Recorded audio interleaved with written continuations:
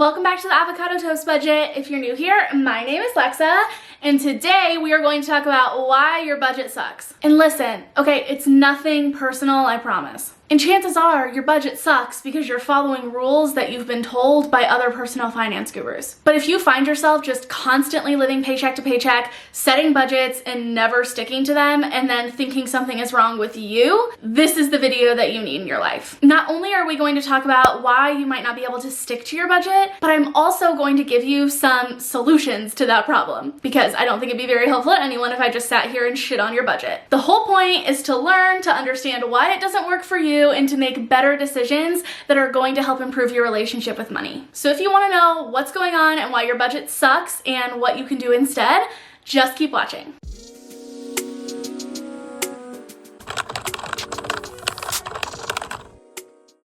Number one, you focus too much on restriction. Now, a lot of the reason people end up doing this in the first place is because of popularized budgets like the Dave Ramsey method, where you are supposed to give up all of the extras in life, all the things that you love, in order to pay off your debt as quickly as possible, and you don't see the inside of a restaurant until you're debt-free. Well, let me tell you, budgets without fun money are not going to work for the long haul. And that's what most of us are in this for, the long haul. The whole point is that we want to improve our relationship with money over the course of our entire lives, not just for the little while we're trying to pay off debt. And budgets that don't include any fun money and focus on restriction and getting your spending down to as little as possible were never meant to be sustainable. So contrary to popular belief, the best budgets are the budgets that include room for you to spend money on things that bring you joy. Sit down with your budget and decide what is realistic for you to set aside that you can spend on whatever you want. Even if you can only afford $5, $10, $20 a month, just that little bit is going to give you the freedom to know that you have some money that you don't have to feel bad about spending. And that is going to help you to be able to stick to that budget for a lot longer. Number two, you didn't base your budget off of real life. Unfortunately, just trying to guess numbers for your budget about how much you might spend on groceries or gas or how much you need on eating out isn't really going to work. And trying to use some cookie cutter formula, quite like the 50-30-20 method, where you're supposed to put 50% toward your needs, 30% toward wants, 20% toward savings, often doesn't work because your budget is not going to be the same as the personal finance content creator you see online, as your friends, as your moms, as literally anyone else's. So trying to base your budget around some formula that is supposed to work probably isn't going to work for you. And instead, you need to create a budget that is based off of your real life and your real spending habits. Now, I know you might be thinking, okay, Alexa, but I came here for tips on how to budget, which means I don't want to spend money the way that I have been spending money before. So why would I base my budget around that awful spending that I've been doing? I totally understand where you're coming from. When I first went through this and finally broke down and decided that I actually needed to create a realistic budget, I realized that I had been spending $900 a month on average on DoorDash. I didn't have $900 a month to be spending on DoorDash, and that was a big reason why I was going into debt so quickly and why I couldn't stick to the budgets that I had, right? I was pretending like I would spend $50 a month on eating out, but I had been spending almost $1,000, so there was no way I was going to be able to stick with that. So instead, you want to look at where you're at, think about where you want to go, and find the little steps that you can take to start getting toward that point. Rather than trying to go from spending $1,000 to $50 a month on eating out, start cutting back by $25, $50, whatever is realistic, and then slowly but surely you'll get to where you want to go. This is going to help to create a budget that is more realistic and one that you can actually stick to over the long haul. Number three, you forgot to include your sinking funds. I love sinking funds. If you don't know what those are all of the non-monthly expenses in life that instead of just putting them on a credit card when they happen because we didn't think to save for them, you want to save for on a monthly basis. These are things like Christmas, back to school, car repairs, or home maintenance. You might not know exactly how much you're going to spend or when you'll need that money, but you do know that your old 2002 Ford Taurus is going to need some new brakes here soon, so you might as well start putting a little bit of money aside every month in order to be able to cover that expense, rather than just ignoring it, pretending it doesn't exist, and then inevitably having to go into debt in order to cover it. Now, I do have a video coming up all about sinking funds, how to use them, how to track them, why they're so amazing, And whenever it is out, I will make sure to link it up here in the cards and also in the description box down below. Number 4, you're using the wrong budgeting method. I think it's really important to make sure that you know that there is no one right way to budget. The budgeting method that I use, or your favorite personal finance content creator, might not be the budget that is going to work the best for you in your life. If you do need some ideas on different ways to budget and deciding what works best for you,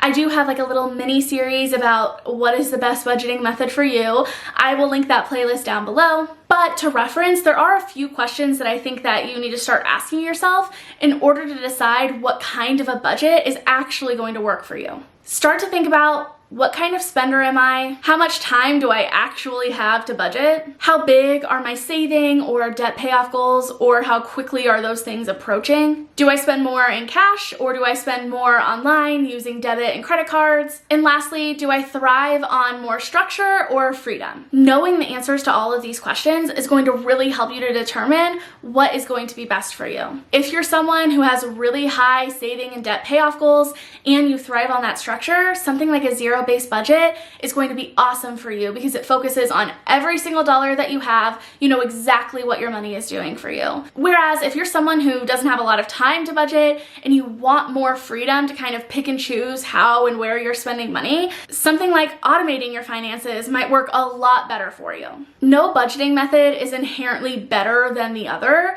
It just matters if it's better for you. Because ultimately, if you're someone who just doesn't have a lot of time and doesn't like a lot of structure, you might not benefit from a really in-depth budget like a zero-based budget that is going to require that time of you. But on the other hand, if you're someone who has very low income, high expenses, but you still have large debt payoff and savings goals, you might not see the progress that you're wanting to see doing something like kind of a more free-float, unstructured, automated budget. So I highly recommend you do some research, look at the different budgeting methods that are out there for you, try them out, see what works and what doesn't until you settle on something that works for you. And also keep in mind, life changes, you change, which means that just because a budgeting method works for you right now, it doesn't mean it's going to work for you forever. So there's no shame in adapting and changing the budget that works for you wherever you are in life. Number 5, you're overcomplicating it. Many times when we first start budgeting, we want to include everything, all the savings goals, all of our debt payoff goals. We see these really fancy, cool looking Excel budgets and zero-based budgets on YNAB that have tons of different categories, and we think that that's what our budget needs to look like. But if you're first starting off, chances are you're just not going to have the money to be able to cover all of these things. So start off with the basics. Look at your debt payoff goals, bills, variable spending, and then just pick 2 to 3 savings goals to focus on for right now. That might mean that you don't get to everything that you want to get to, but if it means that you stick to your budget and you actually see some progress, then that's okay if some things do have to go on the back burner for a little while. It is all about prioritizing, knowing your goals, and deciding what you need to include in your budget right now. So if you find yourself getting really overwhelmed with your budget, go back to the basics and try to uncomplicate it a little bit. Because if looking at your budget starts to feel like a chore or a punishment, you are not going to stick to it. And number 6, you didn't give yourself wiggle room. I am a fan of wiggle room in your budget because if there's one thing that is guaranteed in budgeting, especially when you first start off, it is that you are definitely going to overspend. Even if you think you have the perfect budget that includes everything and you know exactly how you're going to spend your money and you have a great plan, things are going to happen. Life happens. Actually, that's probably exactly around the time that life is going to happen and everything is going to have to change. So create that room in your budget to cover overspending. I like to do this on a twofold. I have wiggle room in my budget on a month-to-month basis for just those small things that I overspend on, whether that's just overspending on eating out or I had to buy something that I just wasn't counting on having to buy. And then also I have a bigger room in my budget for overall overspending. Things like car repairs I wasn't counting on, co-pays I wasn't counting on, or just having to fund or spend money on certain things in life that just wasn't included in my budget. Even after doing this for a while, it still happens to me all of the time. So chances are it is probably going to continue happening to you all of the time as well. And it's a lot better to just prepare for it, accept that that is a reality of budgeting, and know that you do not have to sit there scrambling, stressing out to try to cover some overspending because you already took care of it. Otherwise, what I see happen a lot is that people will overspend. They think that that means that they failed because they didn't leave a lot of wiggle room in their budget, and then they get stressed out thinking they have to completely redo their budget or their whole plan is ruined, and then they just decide to not budget anymore because they think they suck at it or it's not working for them and that they should just give up. You are going to save yourself so much money and stress over the long haul if you just give yourself that financial cushion inside of your budget. So that is it for today's video about why your budget might suck. I really hope that you enjoyed and you learned something cool. If you did, please remember to give this video a big thumbs up. It really helps out with the YouTube algorithm, helps boost this video to the top. That way more people can find this content. And I will see you all next time. Bye.